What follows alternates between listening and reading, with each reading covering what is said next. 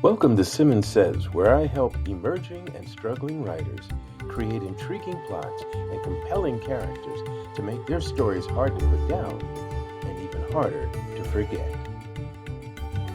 Holy excitements, Batman.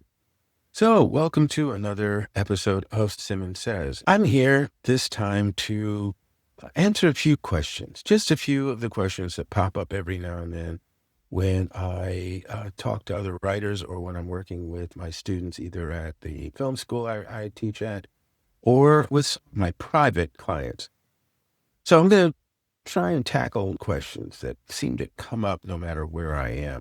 Why do I freeze when I sit down to write?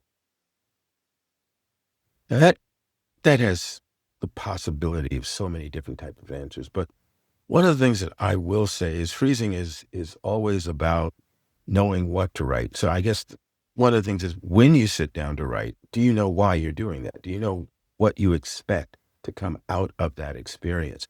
Are you sitting down to write on a specific project?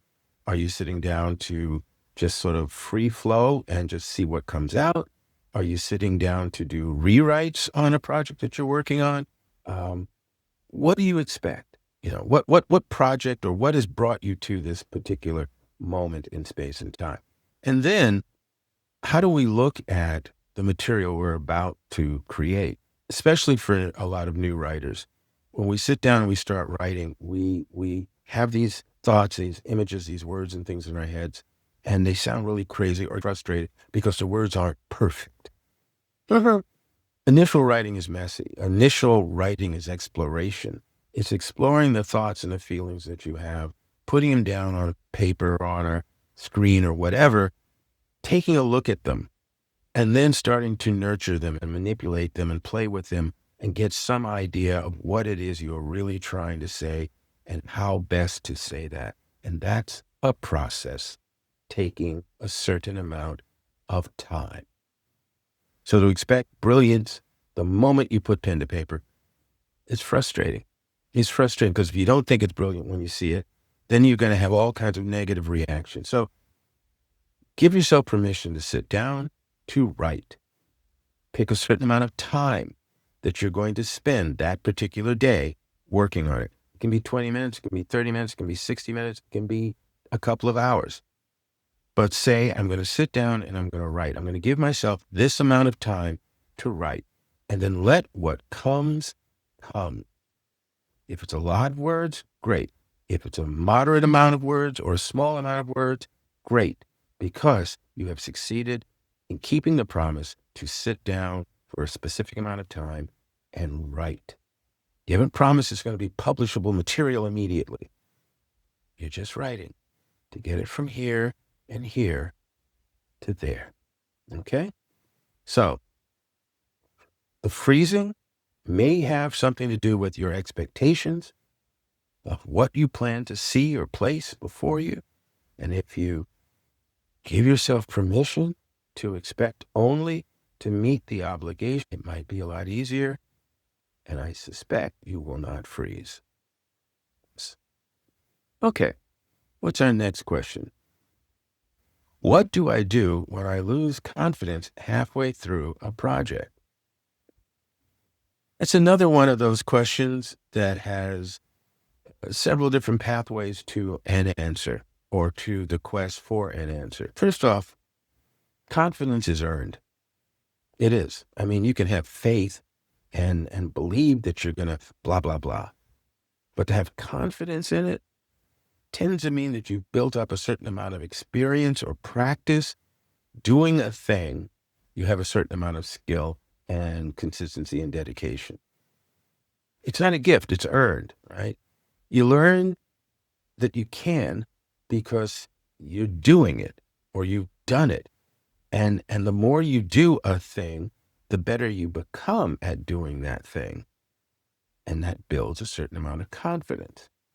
So this goes back to the first question that I answered in terms of, freezing. When you're literally building up confidence, you're sitting down for a certain amount of time every day or every other day, and you're going to write for that amount of time. And you do that.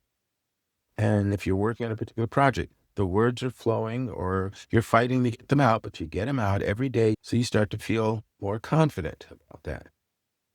And I think that's one of the more systematic ways of building confidence. Another way to build it, and it's a little bit more faith-based, and I don't mean religious faith. I mean faith in oneself, faith in one's beliefs or one's ideals and ideas. As a kid, I would get so charged and so excited, and I would let these ideas of me and certain adventures in strange places, and it get really just juiced up. I would feel the emotions and the energy and the electricity of experiences I've never actually had in real life. And that just got me so juiced up that I would want to draw my action figures and characters, fighting monsters and all of that kind of thing. Because as a kid, many kids, we're less inhibited. We have this energy, this to discover things, to record things, to try things. As a young person, we are given permission or we take it to just be and do and feel. And I think once again, with confidence, you believe in your story, untried, untested. You believe in that story. You believe in that character. You believe in that message you're trying to convey. Then go for it. Don't hold it back. Don't rein it in. Go for it. Enjoy that confidence. Use that confidence. You have this thought and it is powerful and you want to get it right and you want to get it out. Do it. So you have the pragmatic method, which is to do consistently and build the confidence. And you have the more passionate faith in the future kind of approach. You know, you want to call it muses or spirit or whatever.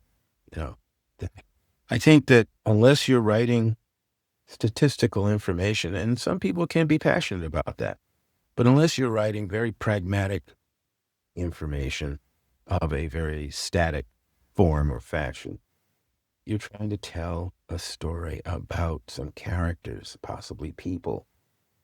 And that can tickle us and lead us and make us curious about how is this going to come out. The writers who I've read about, who I've met, who I've worked with, we all seem to dip into and drink from a similar pool, that some of it is just doing the reps, and some of it is heartfelt, spiritual, and again, I don't mean religious, but I mean spiritual or emotional belief in the thing we're called to do. And sometimes that's pretty powerful fuel. As writers, our obligations are to tell our stories to the best of our ability. And if we need help along the way, to ask for it. And with that thought in mind, you have ways to find me if you have questions and you need help. So until the next time, go forth and serve your story.